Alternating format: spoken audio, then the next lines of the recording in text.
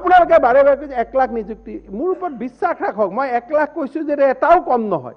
সময়টোৰ কথাটো বেলেগ কথা কবাত যদি 5 লাখ ক্যান্ডিডেট হৈ গল বহি চাওঁতে 2 লাখ 2 ঘণ্টা সময় বেছি লাগিলে বেলেগ কথা যিবিলাক মানুহে আন্দোলনকৰ কথা কৈছে কিবা কৈছে প্লে কাৰ্ড উলাইছে তেওঁলোকে হিমন্ত বিশ্ব শৰ্মাক চিনি নাপাই কাৰণে কৰি আছে কামটো মই যেতিয়া কৈছো 1 লাখ আমি 1 লাখে দিম ইয়াত কোনো গণ্ডগোল নাই ইয়াত সাহসহে নাই ইয়াতে এইবিলাকত চ্যালেঞ্জ কৰি পেলাই নিজে গোল খাব নালাগে চ্যালেঞ্জ কৰক যে 1 লাখ কিয় 1.5 লাখ দিয়ক বুলি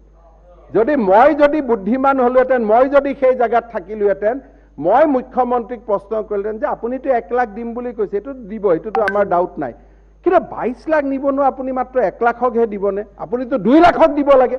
সেই বুলি মই হলে সেইটো আন্দোলন আৰম্ভ কৰিলেতেন why 1 lakh why not 2 lakh why 1 lakh why not 5 lakh why 1 lakh মোৰ আন্দোলনটো হল সেইটো আকৌ ৰং জায়গাত মাৰি দিলে না এটা ৰং জায়গাত মাৰি দিলে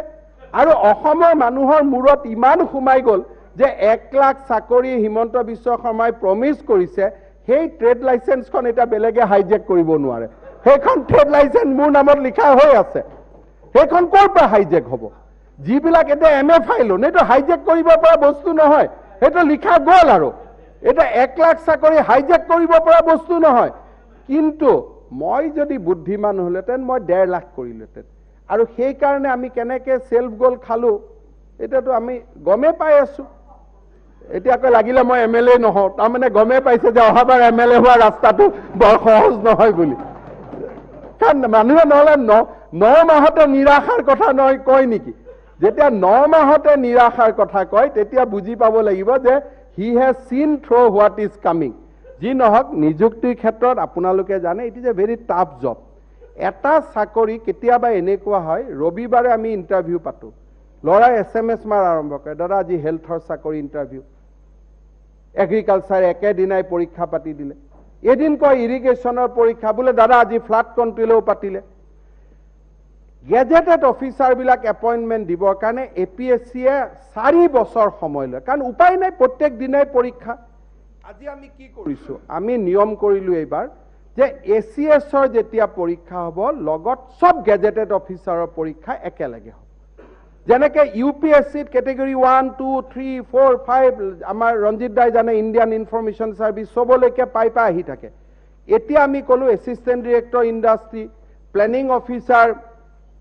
জিমান বিলাক চাকৰি আছে এসিএস এপিএসৰ লগত এটা বাস্কেটত থাকিব sub ডিভিজনাল information officer all will be in one basket তাৰমানে একেটা পৰীক্ষাতে নিযুক্তি সব গেজেটেড অফিসাৰ হৈ যাব এতিয়া আমি নিয়ম কৰিলো যে কোনো ধৰণৰ ইঞ্জিনিয়াৰিং ফ্লাড কন্ট্ৰোলে ইঞ্জিনিয়াৰ পৰীক্ষা বেলেগ কৰি নাপাতে কাৰণ অল কোৱালিফিকেশন আৰু এসিস্টেন্ট ইঞ্জিনিয়াৰ সব এটাই পৰীক্ষা হ'ব all চাকৰি are equal যাৰ লাকত পিডব্লিউ আছে লটাৰী কৰি দিম কোনবাই পিডব্লিউ পাব ফ্লাড কন্ট্ৰোল পাব কাৰণ পিডব্লিউডি টকা বেছি আছে ফ্লাড কন্ট্ৰোল টকা নাই হেতুটো আমি গভৰ্নমেন্টে কনসিডাৰ কৰিব নোৱাৰো আমাৰ মতে ট্যাক্সৰ চাকৰি যি পেনশনৰ চাকৰি একে খালি স্কেলটোহে আমি চাম গতিকে আমি কৈছো যে all engineer will be recruited together আজি আমি কৰিছো আপোনালোকে আমাক এটা অবজাৰ্ভ যি সকলে কৰে ধন্যবাদ দিব লাগে যে গ্ৰেড 3 আৰু গ্ৰেড 4 ৰিক্ৰুটমেন্ট কমিশন কৰাৰ কাৰণে কিমান লৰাৰ পইচা বাচিব নহলে আজি বুলে হেলথৰ যোৱা কালি আপোনালোকে চাওক মানুহৰ ইকোনমি লখিমপুৰ মেডিকেল কলেজত এটা পৰীক্ষা হৈছিল গ্ৰেড 4 4 লাখ লৰাই এপ্লিকেশন কৰিছিল মাত্ৰ 1 লাখ লৰাই পৰীক্ষা দিলে 30% কিয়ত দিব নোৱাৰিলে পৰীক্ষাটো যে লখিমপুৰত পাতিলো ধেমাজিত পাতিলো দুলিয়াজনত পাতিলো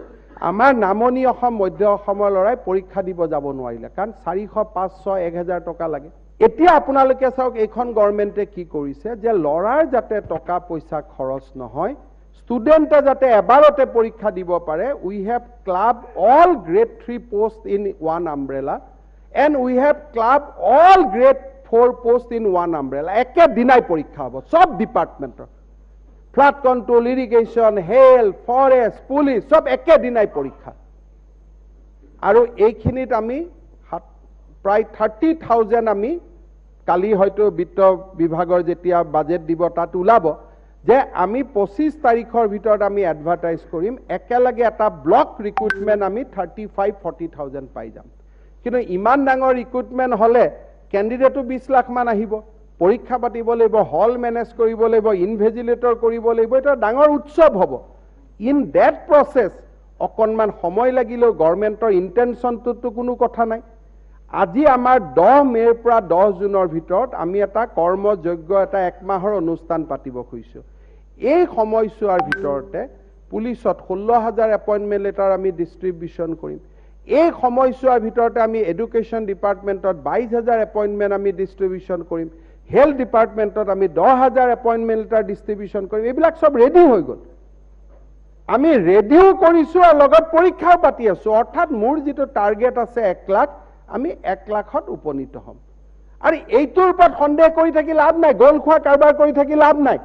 য'ত সন্দেহ কৰিব লাগে তাত কৰক যে 1.5 লাখ দিব পাৰিবনে নাই।